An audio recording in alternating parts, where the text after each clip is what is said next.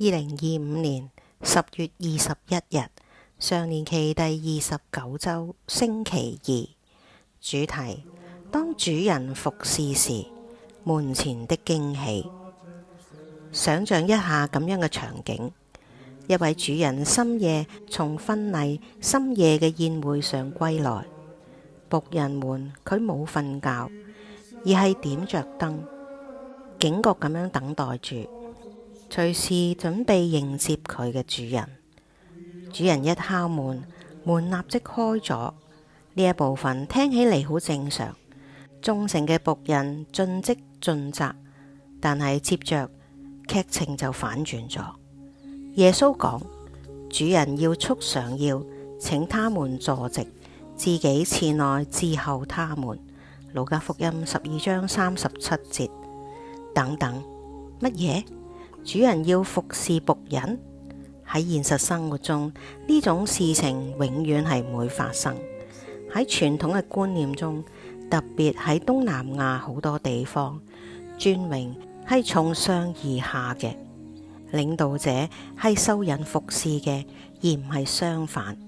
主人係唔會穿上圍裙，但係耶穌嘅預言中，佢哋就係咁樣做咗。呢個唔單單係一個動人嘅故事，佢反映咗天主內心更深層嘅東西。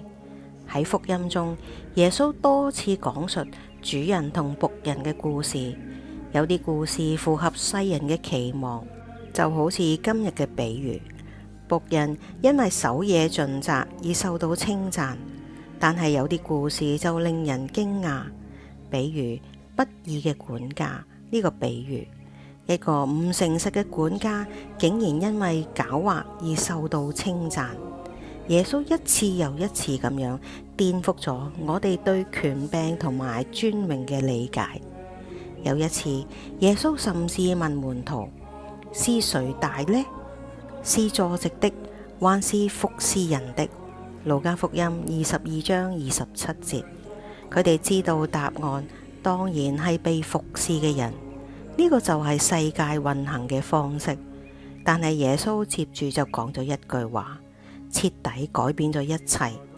可是我在你們中間，卻像是服侍人的。呢一個係基督嘅核心。我哋稱為主、為天主嘅人，就係為咗追隨住洗腳嘅人。佢唔係嚟讓我哋伺候，佢係嚟伺候別人嘅，來服侍、受苦同埋拯救。呢一種謙卑同埋愛嘅態度，靜靜咁樣改變咗世界。今日人們談論到僕人的領導嘅時候，偉大嘅領導者唔係以佢哋擁有幾多權力嚟到衡量，而係以佢哋付出咗幾多嚟到衡量。喺學校、政府、企業中，呢一啲謙卑嘅領導力理念正在扎根，但係種子早已經喺耶穌嘅時候撒下。佢首先束上腰帶，開始服侍，然後佢走得更遠。耶穌唔單止服侍我哋，而且仲解放咗我哋。佢廢除咗我哋只係天主嘅僕人嘅觀念。佢講：我不再稱你們為僕人，我稱你們為朋友。若望福音15章15節。不單只係朋友，佢仲使到我哋成為家人。聖保祿寫咗：你已不再是奴隸，而是兒子。如果是兒子，乃天主的恩寵，也成了繼承人。加拉達書4章7節。呢一個係點樣可能嘅呢？因為耶穌喺十字架上捨棄咗一切，使我哋得到自由。然後天主將佢嘅聖神降喺我哋嘅心中，使我哋能夠稱佢為阿爸父啊。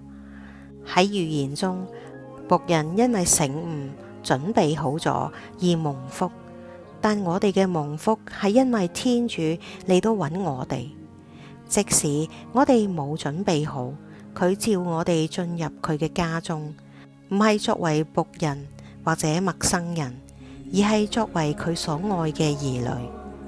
如今燈火通明，心靈警醒。我哋等待，唔係喺恐懼中，而係喺盼望中。嗰一位曾經服侍我哋嘅主，必要再來。當佢再來嘅時候，佢唔會責怪我哋，而係邀請我哋到佢嘅桌前。我哋準備好接受呢一份愛嗎？